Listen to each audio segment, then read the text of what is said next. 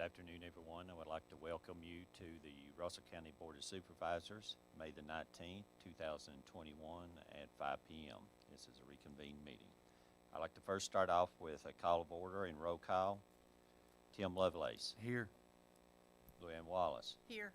Carl Ray. Here. David Eaton. Here. Steve Breeding. Here. Horace Christian. Here. Rebecca Dye. Here. Ma'am, you have a quorum. Thank you. Let us stand for the invocation and remain standing for the pledge, please. Bow our heads. Thank you, dear Lord, for giving us another day. Thank you, Lord, for the blessings that you've bestowed upon each and every one of us. Help us to look to you for strength and guidance to make the decisions that we will be making for our county. Bless each and every one of us that we do thy will and thy work to better our county, to help our citizens. In Jesus' name, amen. Pledge allegiance to the flag of the United States of America and to the republic for which it stands, one nation, under God, indivisible, with liberty and justice for all.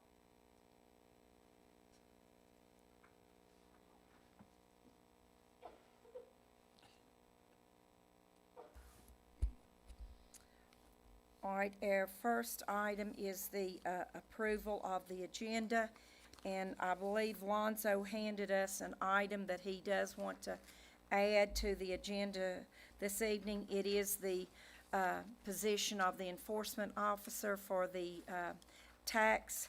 So if I will someone have a motion to amend the agenda to add this, please? All right, thank you.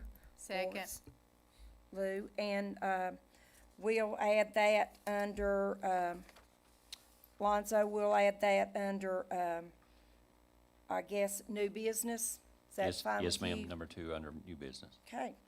All right, all those in favor of this amendment? Aye. Anyone opposed? All right, we'll accept the amended agenda. All right, now we will open the floor on our public hearing for the Russell County fiscal year 21-22 budget and the 22 tax rates. Anyone have any comment? We'll open the floor to the public.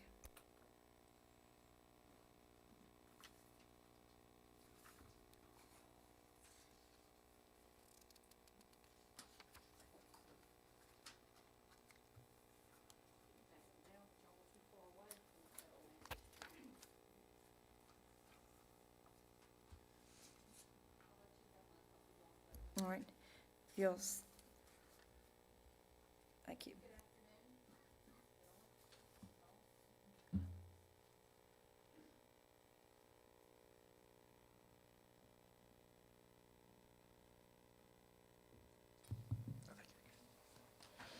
Good afternoon.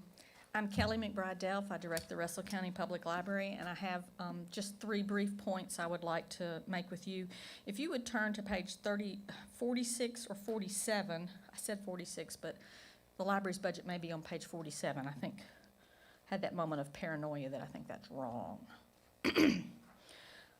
But if you look at the second line, salaries and wages, part-time, and look at the current year and the previous year as much as anything at this point, that's a little bit inexplicable to me. The library board of trustees allocates and spends only the money that they know to be theirs, and they weren't notified of a cut or reduction in funds, and I didn't receive a copy of the allocated budget indicating that to me. So what we have been spending is what is necessary to maintain what has been the library schedule for a couple of years. So we did request an additional $10,000 to cover the minimum wage increases that are going to be, another one in January.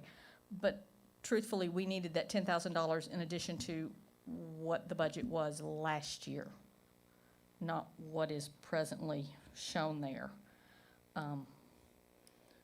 The budget that you see, we got a lot of money, for instance, that came in after Mr. Lester had put the numbers in the budget. So I don't try to match against that document that we get, other than making sure that no invoices are attributed to us that aren't ours, and that all the ones we sent did in fact get put onto one of our lines. So,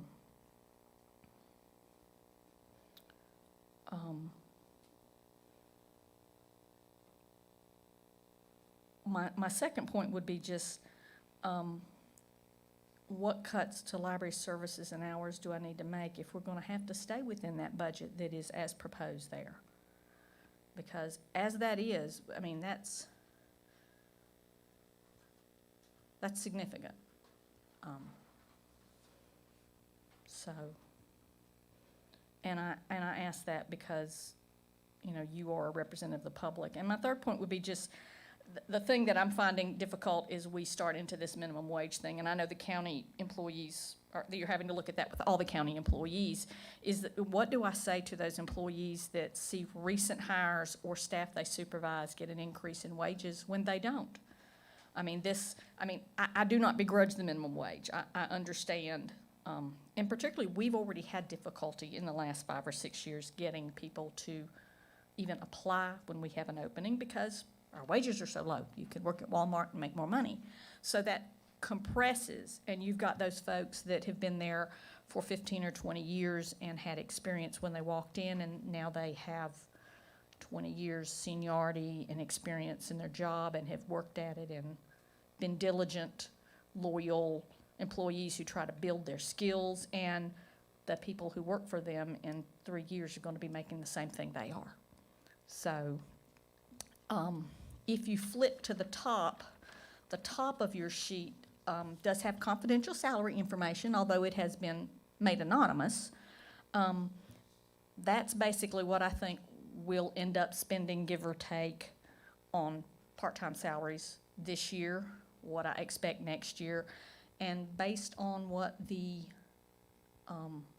minimum wage is going to do again in the following year, what we would have to do. And my recommendation is that 1 year when, at this point in theory, there will be no minimum wage increase. You know, it skips a year. It goes every year. It was supposed to be like 18 months, and then a year, and then a year, and then skip. Well, there is going to be a year where I think we don't get an increase, that you should plan to put that same amount of money into the budget to help us adjust the salaries of those people. Our wages are so low that in January, I have an additional part-time and a full-time person whose salary will be adjusted by law because of the minimum wage increase. And this is a full-time person with a lot of responsibilities. So I just asked you to keep that top half kind of confidential.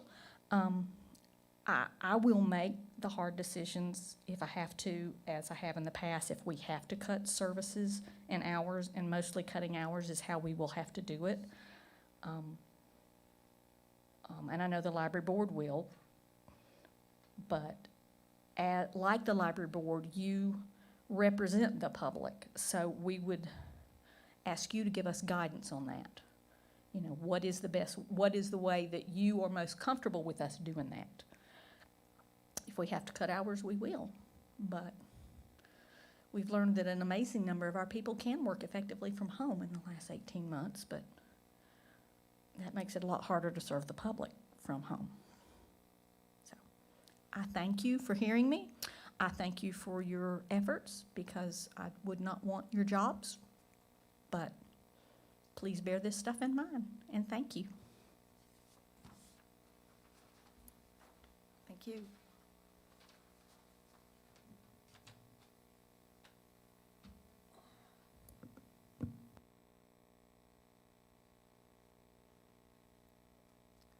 All right. Is there anyone else?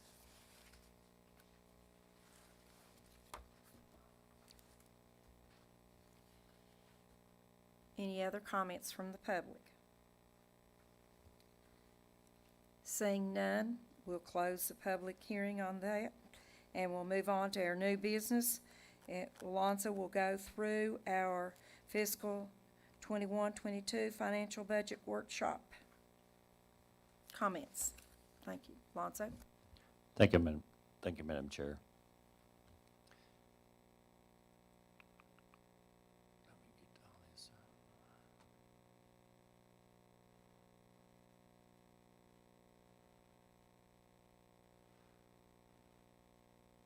Of course, this is the second workshop of the Board of Supervisors, and of course, during the first conversations of the budget workshops, we had certain line items that or concerns that were affecting the county from a financial perspective. Of course, during the FY 21-22 budget, again, this is during the pandemic, there's been many impacts, as Ms. Kelly had said. There has been, a salary increase, of course, a minimum wage increase. We have implemented a cigarette and meal tax. Of course, we've had impacts at the regional jail because of separation. We've also had, cost with education, the G3 impact, and of course, we have looked at the internal things on cutting costs for the leachate operations and disposal operations. So as we go through these, each one, as the salary increase right now, we have been working on since the beginning of the calendar year, since January, on the salary increase for the county's employees, and that includes all the Constitution officers, schools, and the county employees. We have been looking at a 5% raise. So with a lot of hours spent, trying to work through the numbers without having to raise taxes at all. And again, I'll go into that here in just a second, that we have had to look at ways to cut costs to get the 5% implemented, and especially during the pandemic, it's been a very difficult task. We've had to look at line items after line items. So as we go through each and every one of these line items, as everyone can see, and what I wanted to point out, the total impact to the county budget, even with the 5% raise, will be, on the general funds alone, is about a 1.7% increase. So we've implemented a 5% salary increase while simultaneously cutting costs with a total impact of 1.7. When we add in our special revenue, which is, of course, the state and federal and our enterprise funds, we're looking at a total impact of 1.3% to the budget for the year. But one of the things that we had to do, because of the raises and the increases in the minimum wage, we had to make sure that we were keeping within what we were spending, what we were collecting and what we're spending. And one of the things I want to point out to, the Board of Supervisors and the general public is that for right now, the FY 22, the Board of Supervisors, as far as the real estate, mobile homes, personal property, machine and tool, and the merchant tax, will not be raised. So the rates that were set in FY 21 will be the same rates that are in FY 22 and calendar year 22. So to get to those numbers, we had to become very creative on ways to cut costs, the way to implement it and take a look while giving the services back to the Russell County citizens that, at the same level of service. So as we go through these, and y'all have had an opportunity to look at the board, each one of the expenditures and the revenue, as you can see, there's been very little movement in as far as revenue, especially during the pandemic. And one of the things that I want to point out is our real estate. And during that time, as far as the first half, even during the pandemic and even with the stimulus money, we're right now running 3.82% short. This is as of yesterday, or day before yesterday. So if we take those same numbers and move them from the first half to the second half, we're looking at, a combined, if we take both of them combined, we're looking at a 6% drop in the real estate. So how we had to take those numbers to make it up, to get the 5% raise while cutting cost, of course, there is certain operations that we're doing well in. the same way as the state of Virginia. You know, the state of Virginia shut down during this time, and then they, all of a sudden, in their revenue projections, came up with a major surplus. Well, that major surplus came from the sales tax. Everybody was staying home, they were spending their stimulus money, or they were going out to Walmart when they could and what they were ordered. So there were line items that within the revenue budgets that went down, and there's line items that went up. But one of the things that we have to remember in any county government is the king and queen of tax is your real estate and your personal property. That's number one and two, well, number two respectively. So when we see a drawdown and based off of last year's collections, last year Russell County collected 99.8% of our revenue on real estate. So for we're in a 6% drop in real estate, and we were hoping that people during this time would either set up a plan, you know, to pay these or pay it out of the stimulus money. They, you know, some of them had they were either on a fixed income or they had, you know, they were taking the funds and they were paying for their medical costs, food, et cetera, so their needs. So right now, even with the planning, those are some of the major impacts to our budget. So working through this, and as y'all can see from the real estate tax, the mineral tax, I have outlined in y'all's packet for each one through the public service taxes, through the personal property. As you can see, the ones that have went down have somewhat compensated for the ones that have went up has somewhat compensated for the ones that went down, along with our costs that we'll go into later. So as we move through this, you know, again, we implemented the cigarette and the meal tax. When the state of Virginia first implemented this for the counties to be able to implement these, the legislation during the time, you know, they came out with their figures on, of course, we could tax cigarettes, you know, from loose leaf snuff, tobacco, and vaping. Well, they carved that portion out to put it back into the subcommittees for consideration next year. So right now, the only thing that the county had ability to do was to tax the cigarettes, one step at a time process. So then, based off of those numbers, we had to recalculate our estimates. So we had to carve out the loose leaf, the snuff, and the vaping. Then, when it started in, some of the towns, the town of Lebanon, which doesn't tax cigarettes right now, is actually for consideration. So if the town is taxing their cigarettes, then we have to carve out that portion also. So by the time we carve out our cigarette, our loose leaf, our snuff tobacco, and our vaping, and the towns, then we're left with what is only within the county boundaries, within, you know, 1958, up and down like we discussed during the previous meeting, as they travel through to the new casino. And again, that's about basically what it's coming down to. The traveling public, this will not have an impact to the Russell County citizens, because the citizens that live within the county live around the town of Honaker, live in around the town of Lebanon and St. Paul, and they will go into town to purchase them. We will be picking up a majority of the 15,000 to 17,000 car per day on 19 and 58 and 80.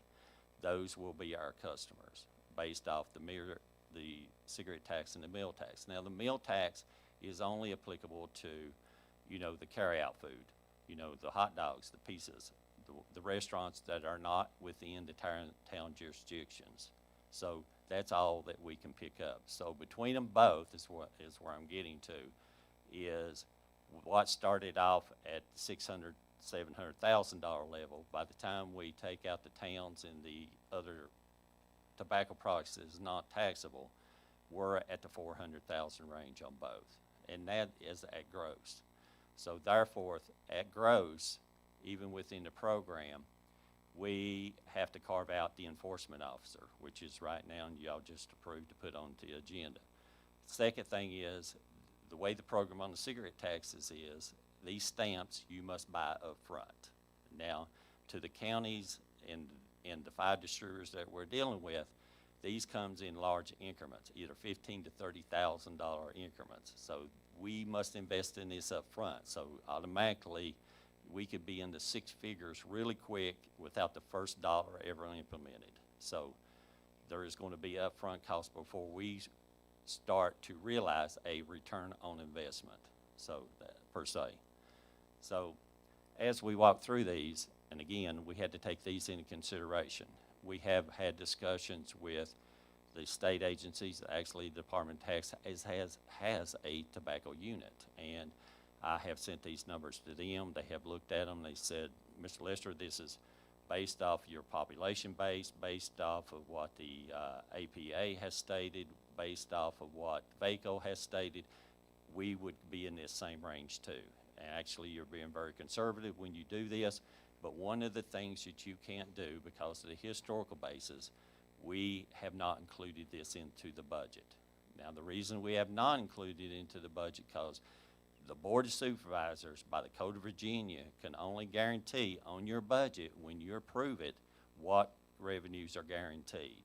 Until we get a trend, which we can do by law, later in the budget, we can do appropriations on that revenue. But until we know what those numbers are, the Code of Virginia will not allow us to put it into the budget to approve it unless it's estimatable or concrete, based off of historical facts. So, May I interrupt one moment? So that could take more than 1 year, that's to set a standard, correct, or not? This is quote, quote, unquote, coming from the tobacco unit out with the state of Virginia. It does every municipality in the state. They said, Mr. Lester, they said, for you to get a clear picture, you'll need at least 6 months of trend on the first roll to be able to get through it. By the time, even at then, it can fluctuate because of the variances, you know, within those outlying issues. You're absolutely correct, from 6 to 12 months. 6 to 12 months.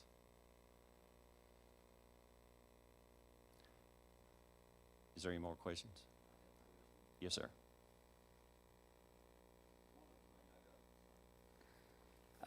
I've got a concern. One is I'm definitely against shutting down the DMV Select. And that's a horrible disadvantage for our citizens in the county. When this board got elected, we worked with Commissioner Revenue at the time to help collect taxes by that stop measure with DMV Select, excuse me. And now what's happening is people's got to call in, get an appointment, go to DMV. If they got a tax problem, they got to come all the way back out to the treasurer's office to get a remedy. And so now we're going to hire an enforcement position working within the Commissioner of Revenue's office to collect these other additional payments. Is this something that if they just say, I don't want to do it anymore, they just don't do it anymore under this position? Because I'm telling you, I feel like, my personal feeling, I think somehow, some way, we really need to get that DMV Select back in service somehow for the citizens of the county. Because that's one of the reasons we did it, to help collect the taxes that we was doing it. And now we're going to hire an enforcement person on another initiative to try to help collect taxes in this. And that to me is kind of a black eye. Because I think it hurts us. I think we're going backwards. We need DMV Select to be able to, so people can, if they got a stop payment on it, they can walk right over to the treasurer's office, they get the remedy, and, you know, they get it fixed. And I thought it was working really good. I don't understand why it was shut down. And if it's about making money, I think that's a very healthy service for the citizens of our county to be able to, a one-stop shop to pay the tax and then, you know, get their initial problems resolved. Because I'm going to tell you, I've called DMV and had to get an appointment 2 months out, and you go out there to DMV, and then they say, well, we can't issue you this or that. Or I've heard people call, well, they've called, a lot of them's called me and said, well, we can't get this or that because now we got to go back out to the treasurer's office and we got to get that fixed before, and then they got to call back and get another appointment. And I think it's a real disservice to our citizens not to have that in place. I'd like to fix that. You know, because if we're gonna do this and hire another position to collect these taxes, is that gonna be something that down the road it says, well, you know, we just decided we didn't wanna do it anymore, so we're not gonna do this or keep this service in place? I mean, I'm real concerned about it, because I felt like us as a board put that and worked that out so it would make it ready available to collect the taxes that need to be paid. I understand this new position that you're asking for, Alonzo, is going to be the field position that will enforce the cigarette and food tax? Yes, sir. Okay. The- Who will it's he an extra- report to? They will report to the Commissioner of Revenue per the Commissioner Revenue. ordinance. So Yes, this is sir. an additional Commissioner of Revenue, Yes. and they're going to administer the program as well. They have to administer, they have to investigate, they have to enforce, they have to work with the distributors. This is their job. But regardless of whether or not we can show a trend or not, we're gonna start collecting money when this goes in. I mean, there'll be upfront expense, but at the end of the year, we'll be able to write that off, and you're projecting $400,000 in revenue, out of which we'll have to pay for the stamps and this enforcement officer. Yes, sir. The DMV Select, and I've talked to Lonzo about this, I understood the treasurer's office was looking at picking it up. And as I understand it, it's not our call as far as the DMV office. That's the commissioner's call. That is correct. And in the letter that he sent us, he said he was closing it down, period. So, you know, and it was because it was not paying for itself, as I understood. But you told me that we're looking, in order to keep it, we're talking about what, $15,000 additional a year if we can find a place to put it? As the Commissioner of Revenue wrote in his letter to y'all, and I'll let him speak for himself, but I can't speak for the numbers. Well, I'm The- just quoting what you told me Yeah, in my yeah. office the other Yeah. day. And that's where I'm gonna go to. Right now, those two positions, when DMV select, those are county positions. The county, those are paid from the Board of Supervisors. Those two positions, those two positions were actually converted to Constitution officers. So that is a decision of the Commissioner of Revenues. That is a service that he volunteered to do, and some of them around the state have also, stopped doing it during the pandemic too, because it got it. But I can speak beforehand that, pre-pandemic, that if you have two part-time positions in, you barely are meeting the cost. I mean, y'all gotta remember this is a state service, so it does help us in the collections, but what you gotta remember is that what you're paying on the V stops, is it collecting what you're paying out in cost? Well, you should know that. Yeah, and that's what we got. So if you're paying for two part-time, which is equivalent, with the part-time work Was it going paying out. for itself? I mean, with collections? It was not. With collections, it Yes, wasn't? It was not. Not pre. Now, during the pandemic, when we was at first, we were the only DMV that was currently open in the state. Believe it or not, we were. And that included the DMVs and the DMVS selects. We were one of the first ones to open up. We got people from other states, other counties. They were coming from everywhere. They were coming in, and they still are coming in. We're coming in till the end. So even at that end, even on the high end, the collecting, even with the high volume of traffic, because what you got to remember is, and again, I can't speak for the Commissioner of Revenue, he had reached out to the DMV. See, the DMV selects do not get to do the premium services.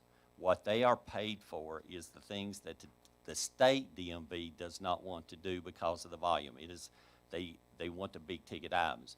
So they reached out to see if they could get those additional services, and of course, DMV for the state will not give those up. So the only thing that we were doing is giving tags by the thousands, while the state of Virginia, the DMV in the county, was taking appointments, just like you said, every 15-minute increments. We were running 250 a day through that Are you had not no charging those people that come in? I'm sorry, Tim. Me and Tim was just kind of hashing it Yeah. between ourselves. I mean, does the They, state? they do, but it's a fraction. You don't get everything you collect. You gotta give the state their portion, not just on the tags, which is a very low reimbursement. You don't, out of both of them for the whole time during the year, you might have made $48,000 to $50,000. That's it, pre-pandemic. I figured it helped us tremendously with the collection process because of the convenience of it. It is, but you gotta one of the things that I've seen in the trend analysis on the collections is this. The ones that are on V-stop are not your big taxpayers. So you're spending $50,000 in personnel. DMV of Richmond is not reimbursing you at the maximum amount. You're making that. You're not making enough back to get the employees. If you're hiring that for the V-stop, which is gonna happen anyway out here, because it will stop and they will have to come,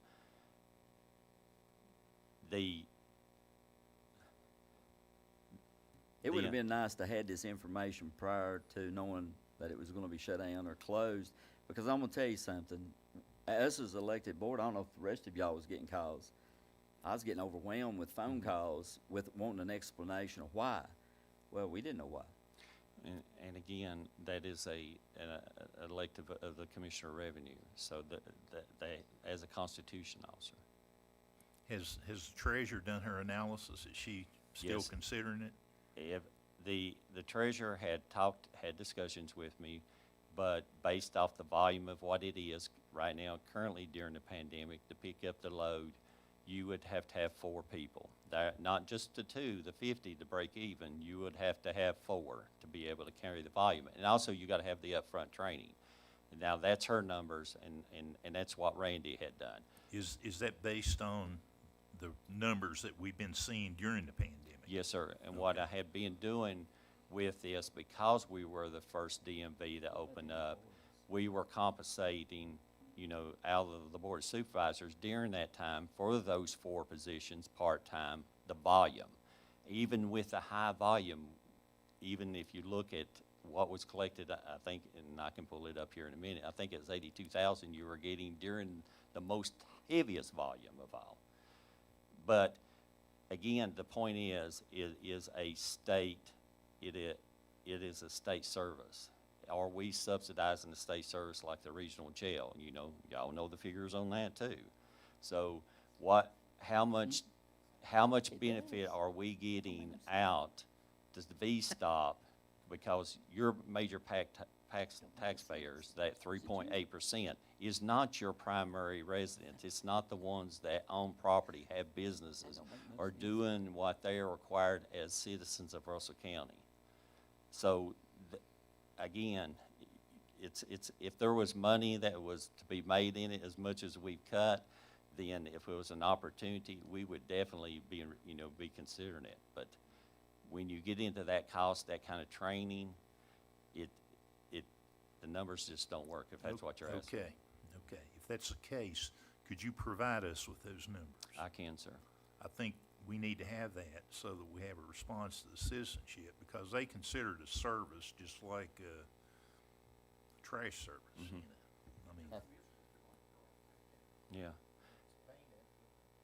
And I understand, but again, it's like the division of motor vehicles. I understand, And again, if we look at all the services that we're already providing the state, how much do we see as the Board of Supervisors that's being pushed down from the state level to the local level to keep up the volume, in the enforcement? Yeah. So we got regional jails and other services, so, So it would take 4 people to pick up and do what yes. they're doing now, That's during the pandemic, because right which now, hopefully is winding down. you'll drop back down to 2, but again, even at the 2 level, you're barely breaking even, because the reimbursement is nil to none. Well, I mean, from a budgetary perspective, it'd be nice to know these things up front prior to shutting something down and just saying, well, we're just gonna cut it out. We don't have another plan, or we don't have another option. Or if not, the Board of Supervisors, even in the budget discussions, might have a different idea of what we need to do to provide these additional services to the citizens of the county. I mean, just cut and dry, and then our phone's ringing off the hook, that's not a good idea. That's just coming from me personally, but I don't like the way it's been handled. And I'm just gonna tell you, I think if you could run the numbers and show us this is it, and this is factual, and, you know, you're gonna lose this much money by providing this really great service to the citizens of the county, give us something to show them. You know, one of the things you also gotta remember is, it is a constitution, that's, Well, no, it That's- is not. It's not only a no, it's not. If the treasurer's willing to take it up, it's not just a constitutional Well, office. but As- she's, as she's a far as dropping constitutional the I know, officer. but it's a remedy. I mean, there could Yeah. be a remedy for it, is what I'm saying. And If she's willing to do it, I've talked to her. Yeah, and what you gotta remember is too, constitutional officers cannot perform these duties. So whatever the Board of Supervisors decides is, her constitutional officers that are sitting in there right now cannot perform these duties. It ain't that strange, her constitutional officers that are paid by the state cannot perform a state job. Well, you're just saying we'd have to hire additional. You have to hire the Okay. additional. Same thing Randy. Yes, under the budget. Well, let me ask you this, can a constitutional office perform this duty? As an No, enforcement no, officer? it's a local tax. No, But sir, that, it's an I mean, exercise. an employee, since that's been cut out, you kept the same additional employees, one of those employees couldn't be an enforcement officer? They could be. They be, could? but they have to apply for it. This is a local, it's the county's exercise. Well, I'm just asking. Yeah. I'm just asking. Nobody's losing their job. No, what you gotta remember, there was two in there that became constitution officers. So during that time, two of those county positions got converted to constitution positions. Oh, I which took- understand that. But I mean, those two positions that became constitutional positions, could they do this? One of Not- them, if they not- applied if for they- it? If you're a constitution position, you cannot do that You can't do position. this? No, Oh, no, that's sir. what I was asking earlier. That's what I was asking. You cannot perform county, duties. So if they'd kept county employees, one of them could have fulfilled it. Are you saying that, these people have been doing this selective service for DMV was county employees Yes, sir. and they can't be, and they're working in Randy's office? I understand, to me, I've heard a lot of good comments, how good a job they were doing, how many people they're Absolutely. waiting Yeah, on. they was. Because you go out the other place, like David said, it was a nightmare of trying to get anything accomplished out there. I've been out there a number of times myself for the last probably 3 years. Mhm. So, if we could do something to keep this service to the people, I And- think it would be well appreciated by the public. And it probably would, but back to the type of clientele, and this is what they're saying, you know, as each one of y'all walked into the building, the lines were very long. One. Number two is, some of the customers were not worried about or concerned about the B stop because they are not Russell County citizens. One, you know, they were coming from multiple states. Number two is, some of the legalities that we got it, we even had ones that show with false titles, false, you know, cars. They ended up being they had to, state police had to be contacted, et cetera. There's things that are going through here during this time when you have a DMV open that they were trying to move things through. Not just the high volume, the multiple counties, but you had also legal issues that they were doing. And they would get very upset. This was just part of doing the business during the pandemic. But again, if you go back, you run the numbers on the two part-time versus what you're going to be collecting versus the V-stops, I mean, it's again, a state service. I'd like to see us send a letter to our House delegate members and our senators to see if they could review. This is a great service. They did a wonderful job. I agree with Horace. I mean, no wonder everybody wanted to come to it. Yes, they did do a great I mean, service. they done a wonderful service.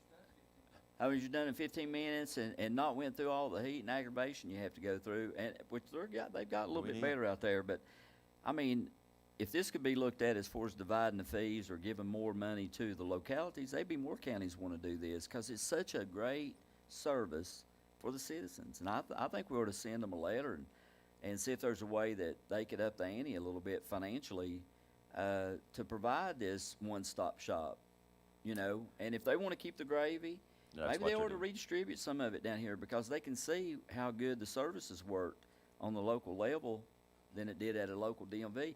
I had people say they had to drive all the way to Bristol to get help. Yes, and we do too. And again, the the Commissioner of Revenue, like you said, they did a great job during They that time. did a great job. But the Commissioner of Revenue also contacted the Division of Motor Vehicles. We're going to have, the better, we can provide the additional services, but those are the ones that are highly reimbursed. They didn't want to do the big ones that has, the large tractor and trailers, et cetera, the big numbers.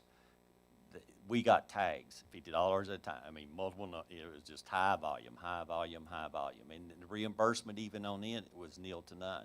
By the time, and this is just at the counters, we had to implement 4 windows at that time just to serve those 250, 300 customers that are coming through per day. That was not counting the Constitution officers, which should not be performing the multiple phone calls in the back room that, because all DMVs were closed during that time, were having to answer. So he was using all of his staff just to trying to work and again, I don't want to speak, to work the DMV operations on during this time.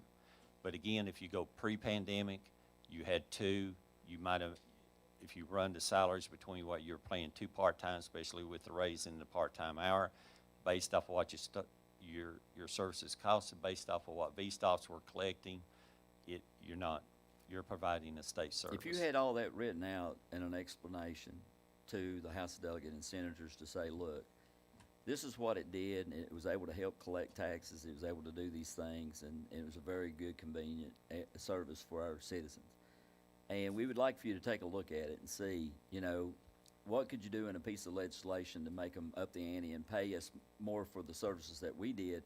Not just cut it out, but see if they would, if they say, no, we're not gonna do it, we're not gonna help you any more than that, then you can let it go. But if that's what it is, it's just for us the money side of it. But I'm like Tim, me and Tim was talking, I mean, if you're telling Steve it's $10,000, and that's the number that you told him, I mean, I think there's ways in the budget, to be able to maybe pull No, I something was like just it. curious It comes how down to a much they got decision, for are we each willing to pay that transaction. additional money to provide a service? Yeah, and I was curious just how much, that the locality got per transaction. And you said it's just a It's a tiny bit. percentile, yes, of it, yes. And I can get all So, I mean, that. I get that it's not But cost one of effective, the but I things, mean, if you decide to do a letter to the legislators,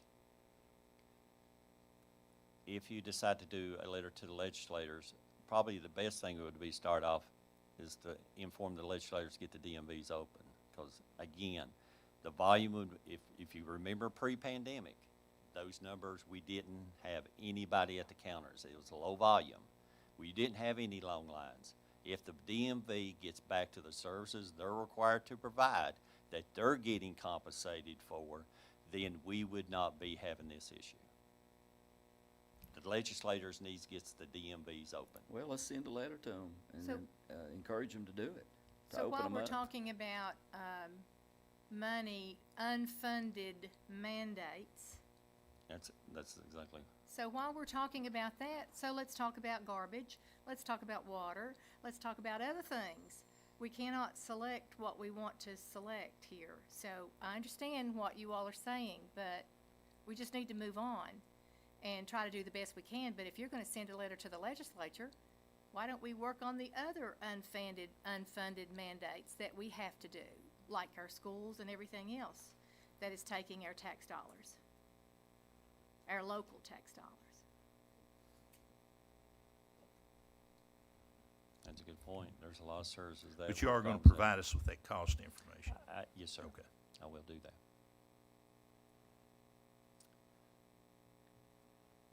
Any more questions? Again, back to the cigarette and the meal tax, what was implemented. I would love to count it. Like I said, I have talked with the state funding agencies, the state bond councils. I've talked to the cigarette agent units. Until we get a historical trend, something that we can put in, into the general fund that shows a trend, then by law, y'all cannot, include this into the budget as a number and run operations off of it. So way we designed the budget is based off of no raising, no taxes. What we are collecting now, based off our collection rates, which had dropped, especially in the real estate, which if I take As y'all seen before, I'm looking at $150,000 off the first half. If I project that into the second half, I'm looking at a $300,000 shortfall. So during that time, we had to keep the budget at level funding, even with the increased cost, and that's hard. We're gonna have to look at ways to do this and, live within our means, which y'all have done, while raising the salaries of 5%. Also, another things that we have done for the county employees that it's mentioned, and Tim and Steve, they said on these meetings, we increased the employees' health care. We took it from 70-30 back to 80-20. We also dropped the out-of-pocket max from $2,450 to $1,750. We have worked on other things, and that is equivalent to raises. We are providing the services, and later when you get into the leachate and the disposal, as Lou had mentioned, the trash and the rest, we have looked at ways of cutting this to make these numbers work and work efficiently. If there's a way that we can make money and do a service, I'll be the first one in line, to raise my hand. So, meal tax, okay, now is the G3, of course, the education, as had been mentioned before. This is on, as everyone knows, the Russell County Board of Supervisors provide for the RACE program.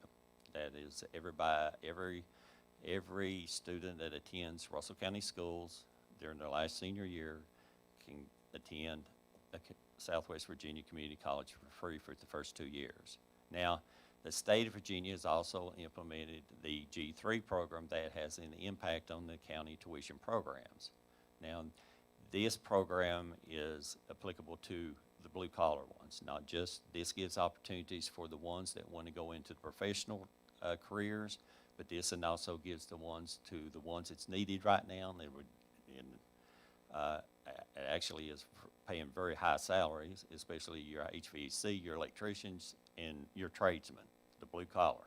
This is a great opportunity for our kids. We are working with the colleges and the schools to implement this, so we will be proceeding on this, and hopefully we'll have a savings from this on what the state is picking up through their G3 programs too. On that, there was some language that Dr. Wright recommended we put into the RACE program.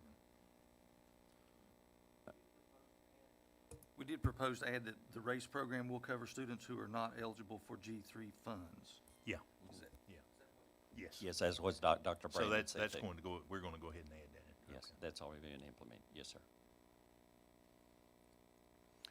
So, back to the, no increases in tax, and, let's see, let me get back to the first page. So we went through the salary increases, the minimum wage, cigarette and meal tax. Of course, the regional jail is next.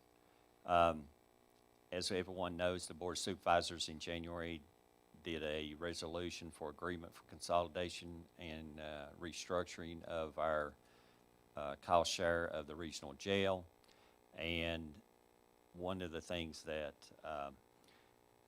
with the low interest rate cost, and of course, the Board of Supervisors and working with the courts, a lot of the people that go through it are working in the community work program. And, just to tell you, how we came up with the biggest portion of our raises was taken out of this line item.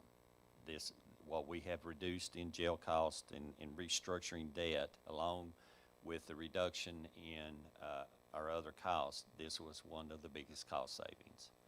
Of course, I just went through the G3 impact, and the only two items left is the leachate operations and the disposal operations. It's always, it's either the canneries or the trash or the animal shelters. So again, I'd like to introduce, I have Brian Ferguson. He is our disposal manager, and Brad Patton. He is our sewer treatment operator, manager, to go through to explain to you what we're trying to do for cost savings and operations on the leachate and disposal side. So, gentlemen, Welcome, and let me have time to pull you up.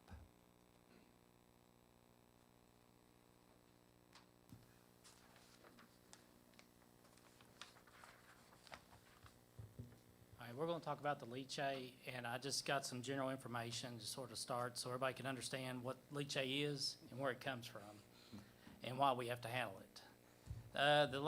We got a landfill. It was closed several years ago. It's located on Century Farm Road, outside of Lebanon. There's 2 tracts of land. There's 96 acres and a 31-acre tract, 2 permits, permit 258 and 515. On them 2 tracts, we've got 9.5 acres, it's waste, and then the other one is 6.25 acres. And it's also, that's where our current transfer station is located in between. On permit number 258, it began in 1978 in October, and they ceased operations in 92. They estimate to be around 338,000 tons buried there, and it was closed. The activities were completed in 97. On 515, it began in 87 and went through 94, and there's estimated to be around 368 tons buried there. And the closure activities on that landfill was in 2003. Per our DEQ closure plan, maintaining these, we have to follow guidelines. We gotta do quarterly inspections. I go down, or somebody, we drive out on the landfill, we check make sure there ain't no cattle getting on, fences are good, the gates are locked, if there's any seepages, we gotta mow it twice a year. We gotta keep it maintained, keep all the trees cut off, and, keep it clean. We also have to maintain the leachate collection system and make sure there ain't no surface water along that line. We also have to have groundwater monitoring, which Draper does that, and they report semi-annually, then they have to report to DEQ. We've requested to terminate some of those. We just have to go through the process with DEQ to terminate some of the testing, which will save us some money in the long run. It's just getting their blessing to do it. And then we also have to maintain financial assurance that we've got the money to maintain it. And also we have to pay the DEQ annual fee every year. And also I think it was last year, we closed the gas monitoring. We closed all that. That was part of our deal with them to close all the monitoring areas on that.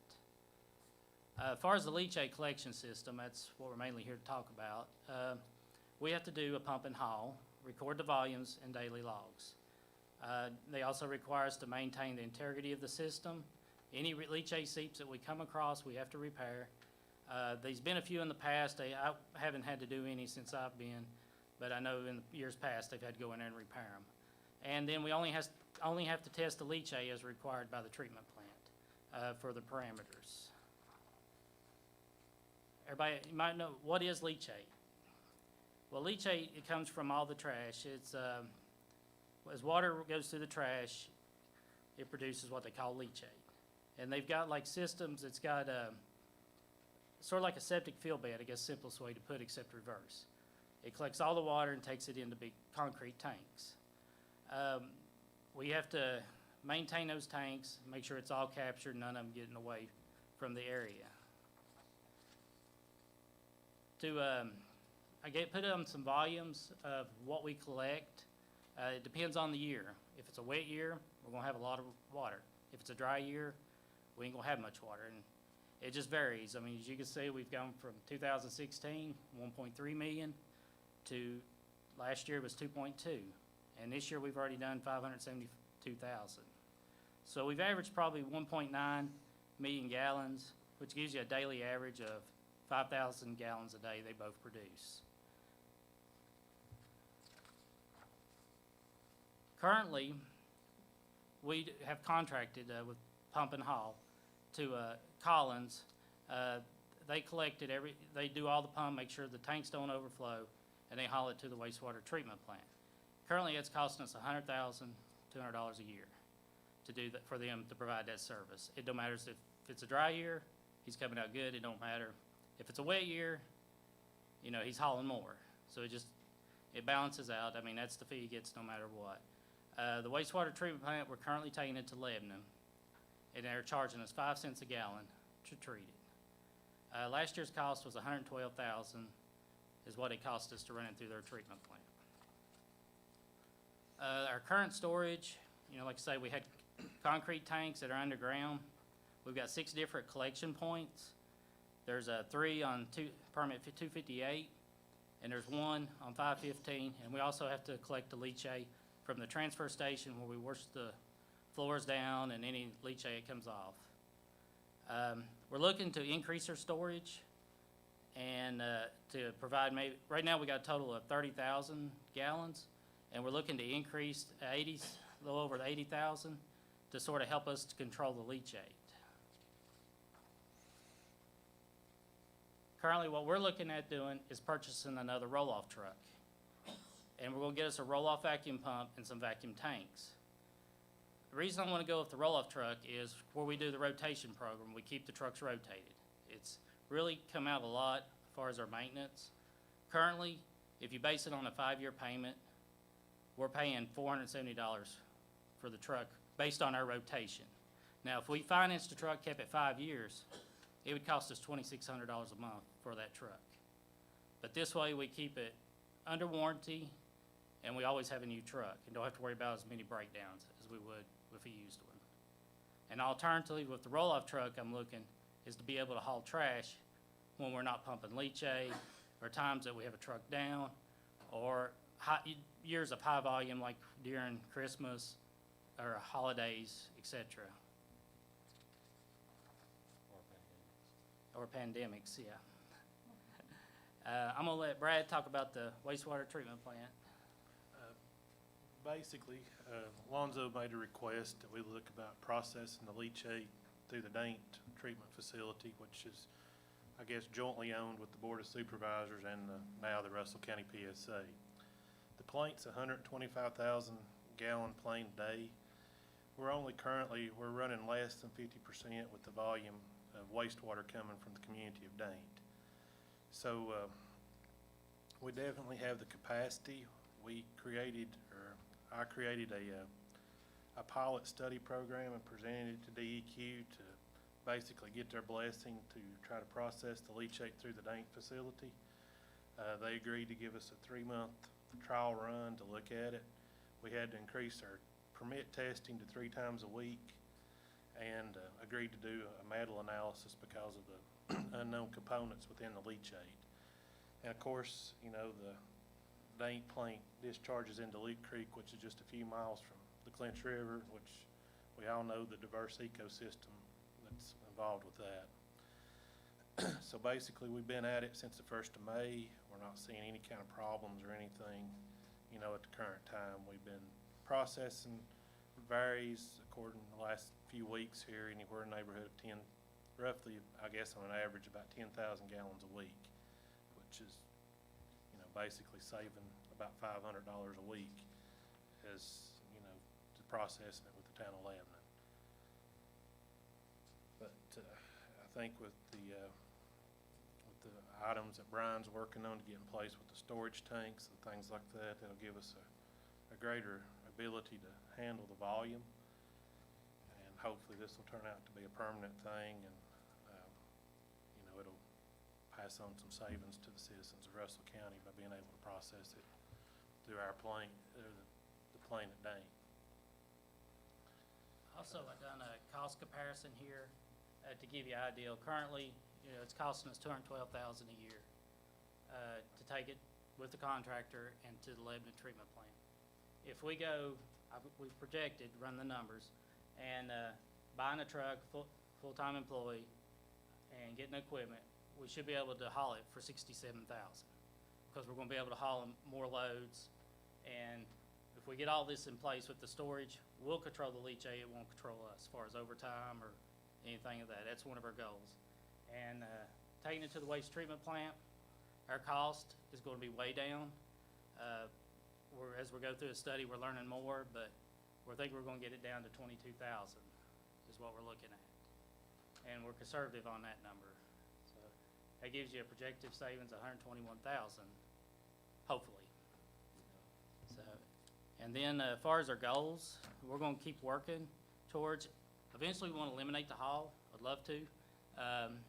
But we just gotta find out an alternative way to treat it. If we could treat it on site, you know, it's gonna save a lot, but over the last 5 years, I've been researching it, wetlands.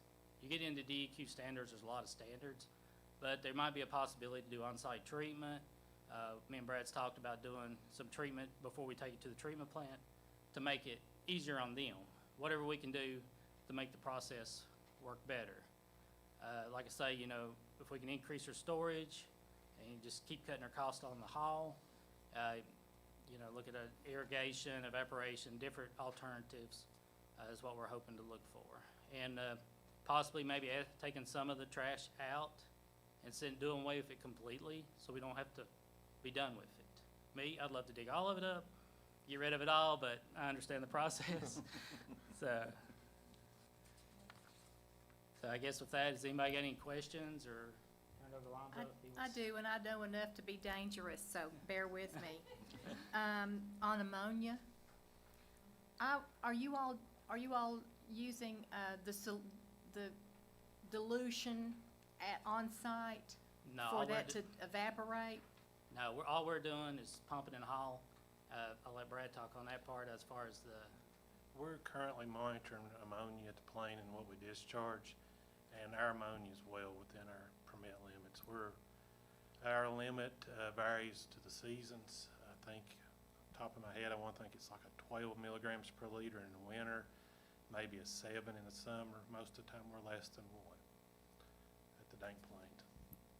Ammonia, and we still have a lot of capacity things as far as with the removal of ammonia comes from the biological activity within our aeration tanks. And basically, with the amount of time in which we can hold the wastewater, we can do a lot more into the nitrification process. And we really have some room there if we need to, that we could improve our ammonia removals, but we're well within our permit limits currently. You're one of the few that are lucky to do that.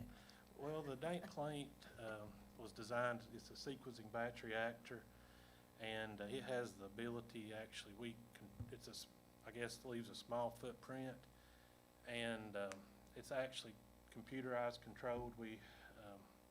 So it gives us the ability that we can actually hold things a little longer as far as like a conventional plant, what flows in, you know, 10 gallons flows in, 10 gallons flows out. The system at Dank's a little more complex. It's controlled by PLC, and basically we can take in 100,000 gallons, hold it as long as we want to, or as long as we have the capacity within the system to hold it, then we can discharge it. So, you know, like right now, even with Brian's flow, we're only running about 25,000 gallons a day, 30, and our plant's designed for 125,000 a day. So we have a lot of ability to really work on that and keep all of our standards. That's Right. interesting, even with the state's reduction in allowance of ammonia, that's real interesting to know that. The EPA is actually coming down and setting those ammonia standards. EPA's passing that on down to DEQ, that some of the older conventional plants that don't have a lot of the biological abilities or just not had an upgrade, that are going to probably end up having problems with that, but Dank shouldn't be an issue. Yeah, it shouldn't be an issue. Where are you with that? Pardon, we're monitoring it. We was well below the groundwater standards, even with the leachate from the landfill. Yeah, and we actually just pulled the heavy metal samples of the discharge from the plant last week, but actually with what the amount that we're taking in from the leachate, I guess it's been there so long, and nature has kind of worked its course, and we know when the Dank plant went online, I was actually an employee there back 20 years ago, and we did try the leachate. Jim Gillespie, you know, we did try it, and it wiped us out because the leachate was so strong with the volume that we had. But years later, the leachate, the natural occurrences happened, and the leachate's not near as strong characteristics that it had, you know. So it seems to be working well right now. Brian, understand there was one cell up there that you might be able to just haul out and eliminate altogether Yeah, and reduce the volume of leachate? yeah, Because it's the the leachate triple, coming it's off the it was. triples yeah. back there, and I know we've talked with DEQ, and I think Lonzo's contacted DMME, so we actually gotta go through. And, you know, that might be alternative to actually take it and send it to the landfill, cheaper than hauling the leachate over time, cause the leachate we're gonna be dealing with, the way I look at it from now on. I mean, it's ours, we're stuck with it. Yeah, so, I mean, you're basically, with engineer fees and everything, I mean, you're talking 250, 300,000 currently what we're paying a year. And you take over 10 years, that adds up to a lot of money. So anything we could do to cut cost.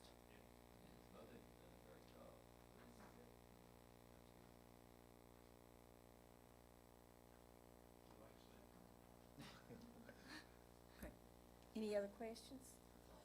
Thank you all. Appreciate you so much. Thank you.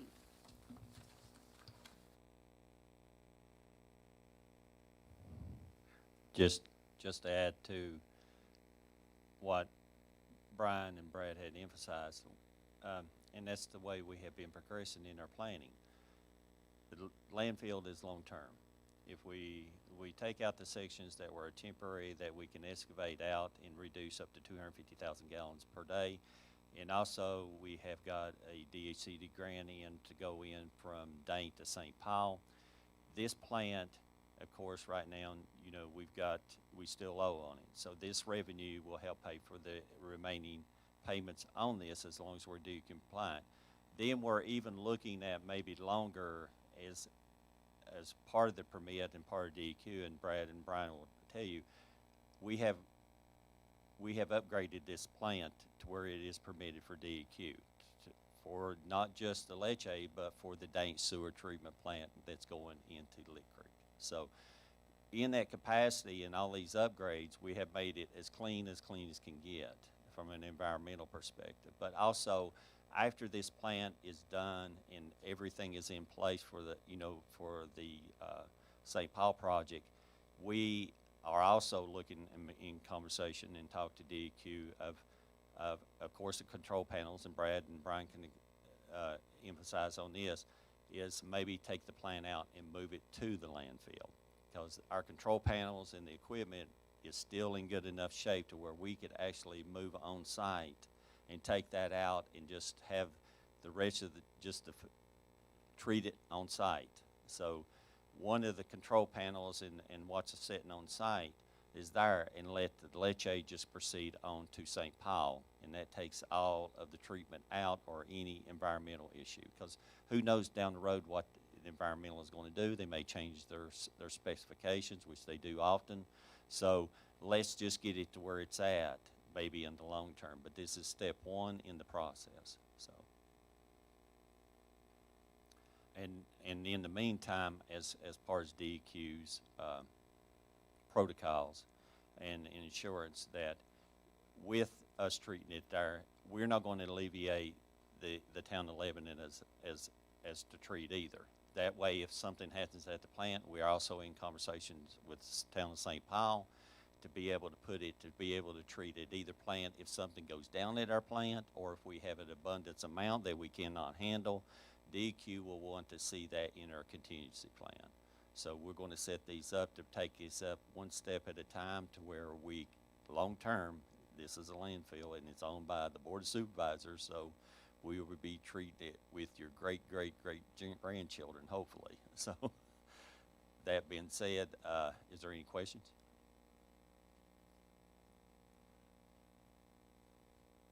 Any questions? I think that's it. Thank you, Brian. Thank you, Brad. That was an excellent job. Now let me get back to the budget.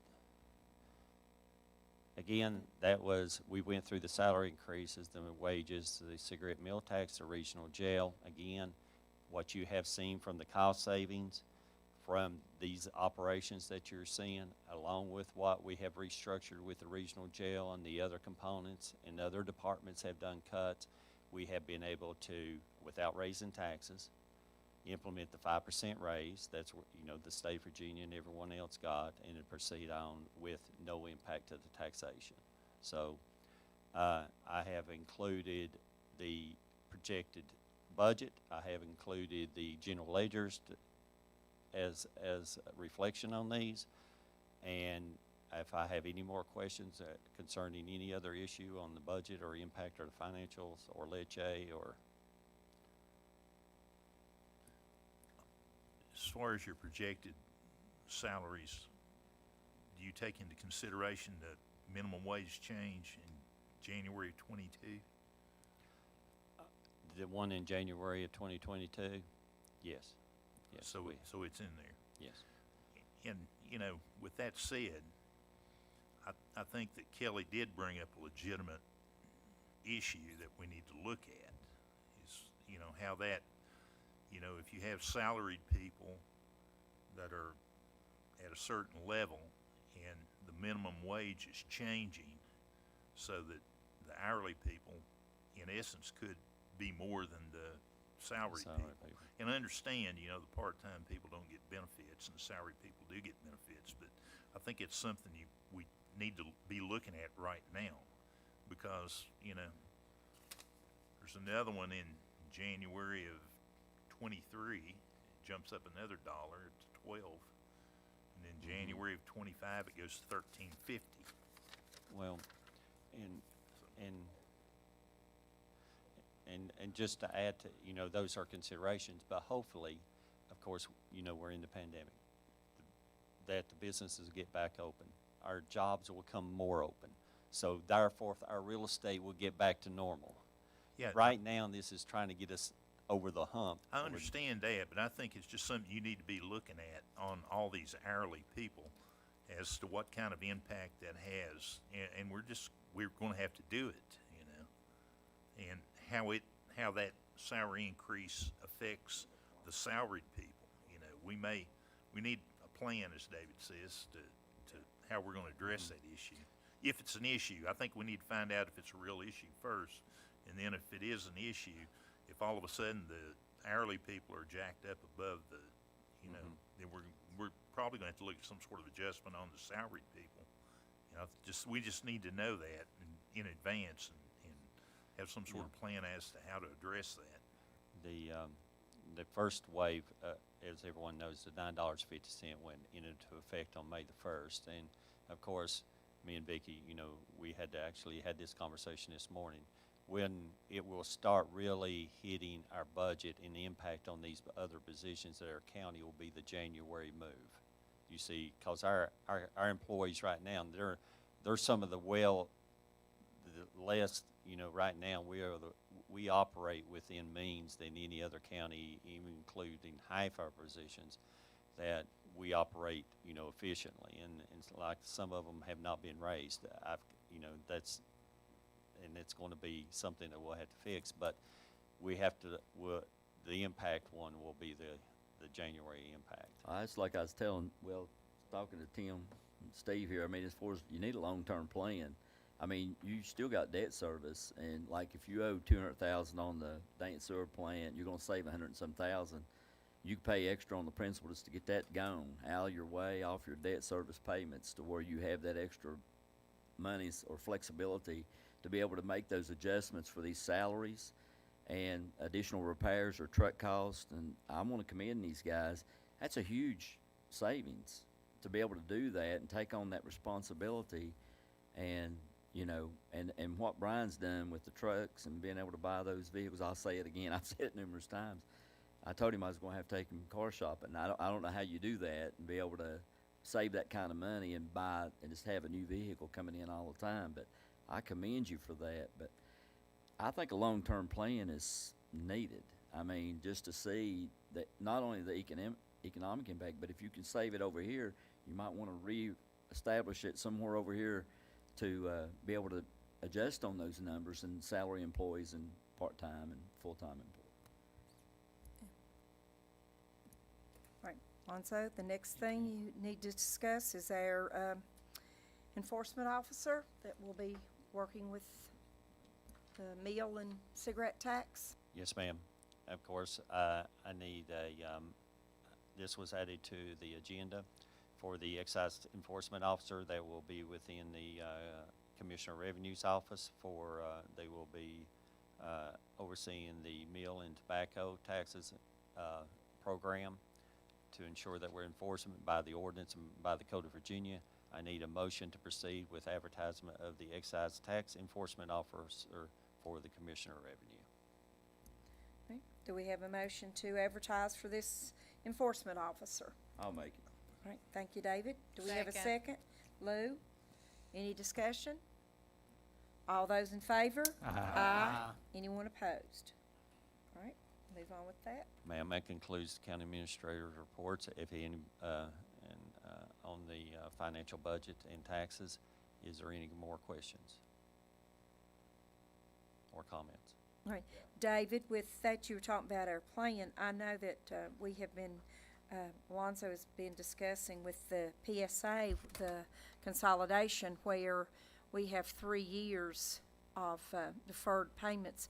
We're going to take those, and all that money that we're saving there will be to pay off some of these loans that we, the Board of Supervisors, are responsible for, and I think the PSA is doing the same thing.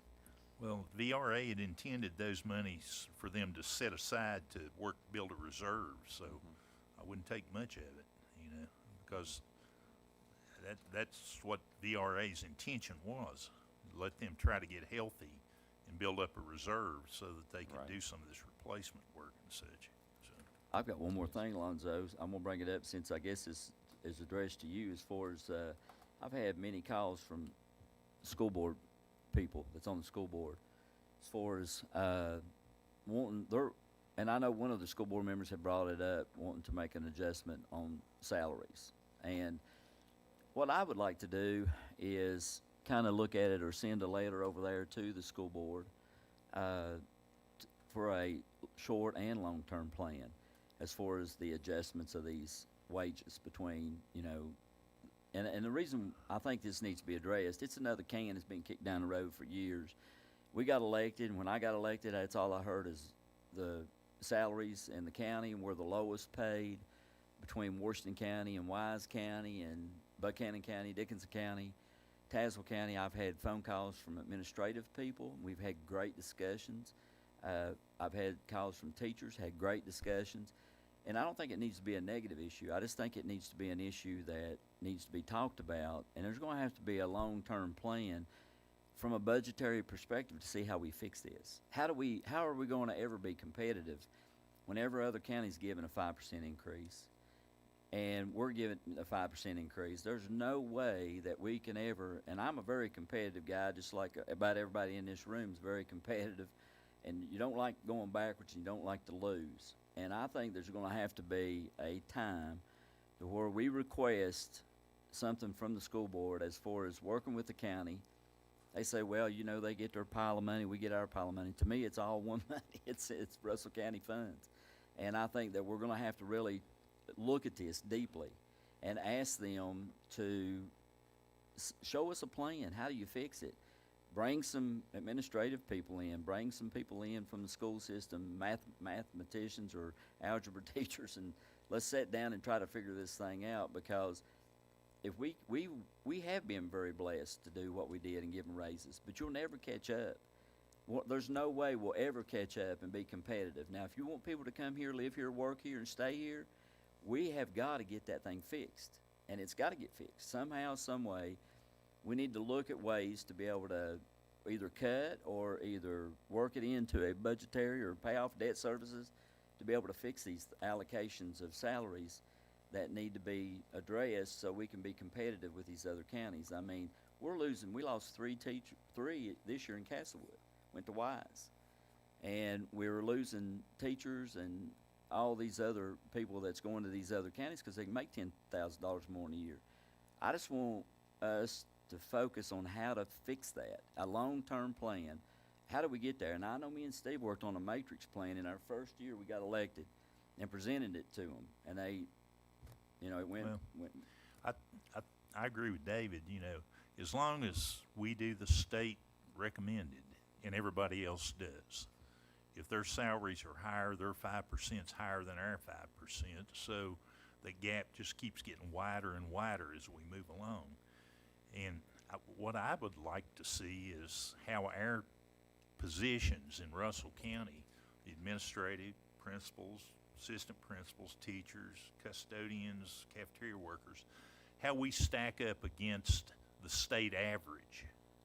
I think that would be a good tell right there, and see where we need to concentrate. But it's something that has to be done by the school board. We don't, the school board is gonna have to do it.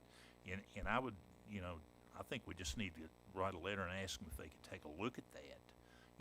And let's analyze the problem and see how we might be able to attack it some way. We don't know right now, but, I agree with David, 5% of Washington counties is gonna be much more than 5% of Russell County, so the gap between Russell and Washington just keeps getting bigger and bigger and bigger, the more we go. So we need to do, I don't wanna kick that can down the road anymore, we've found enough of those that have been kicked down the road and we've had to address, and so this is a big one, And this goes for our county employees too, and our part-time people. We know we're gonna be forced by the state into higher minimum wage levels. But this thing should have been fixed years ago. It's not, we're just dealing with a lot of things that we got handed, but I'm serious about this. We need to send them a letter and look at a serious plan, 5, 10, 15-year plan. I don't think it's anything that's gonna be fixed overnight. It can't be. But it's gonna have to be addressed. We need to be competitive. We've got 11 new industries in this county. Good Lord's blessed us. We've done a lot of good things and brought a lot of good paying jobs in here.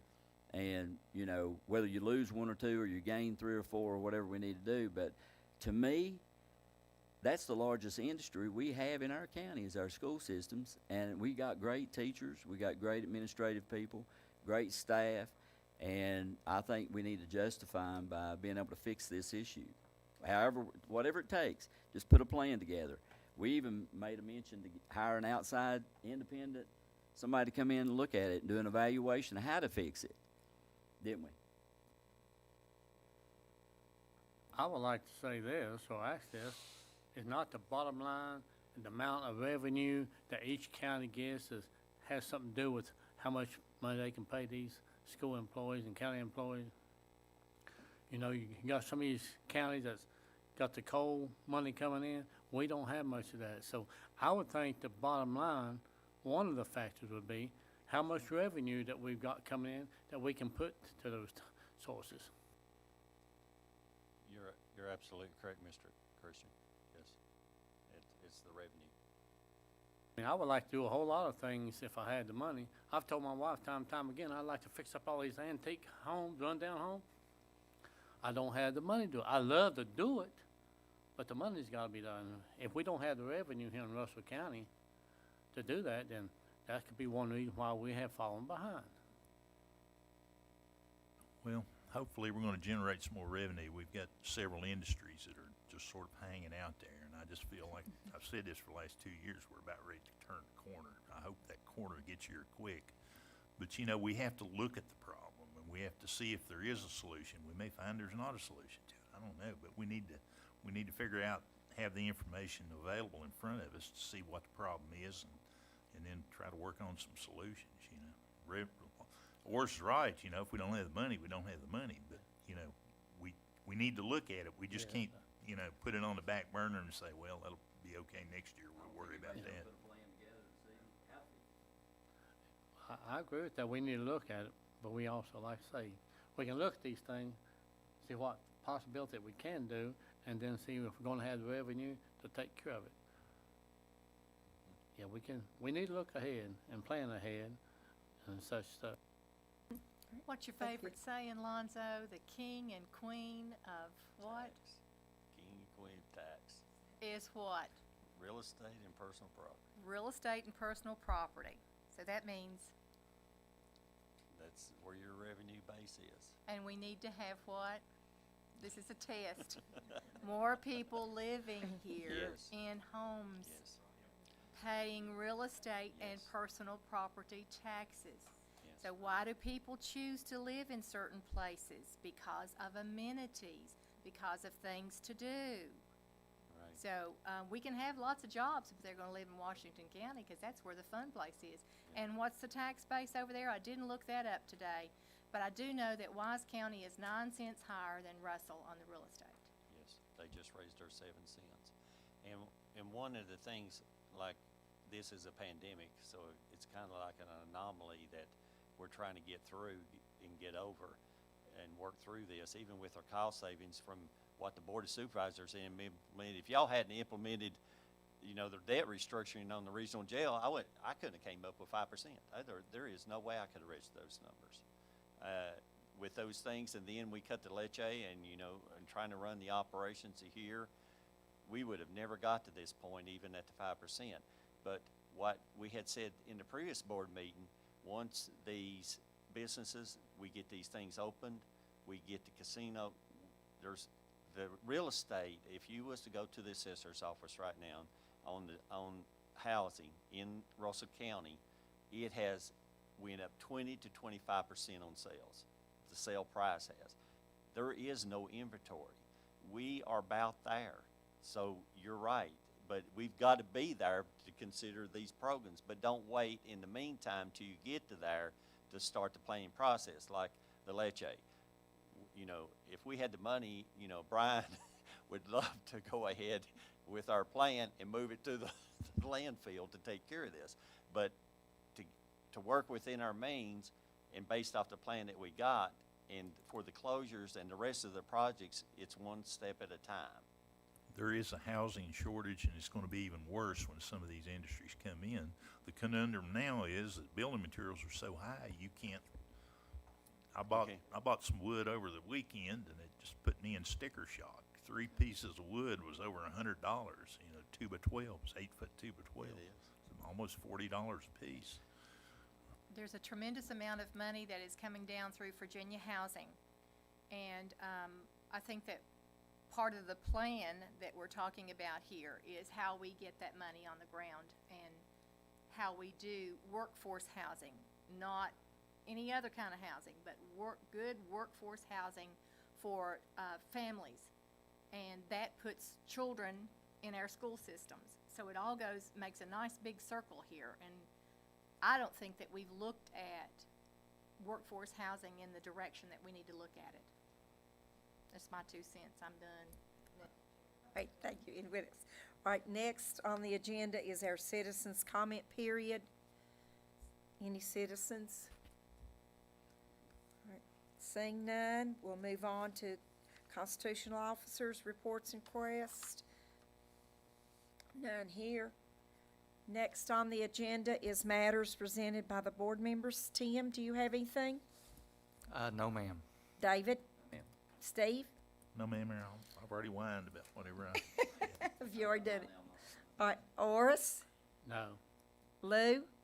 Be so glad. No, I don't have a thing. Yep. Carl? No, ma'am. All right. I don't have anything either. The next thing on the agenda is our adjournment, and our next meeting will be June the 7th here. So I will take a motion, David, to adjourn. Thank you, sir. And Second. second from Steve. All those in favor? Aye. Any opposed? All right, next meeting, June the 7th.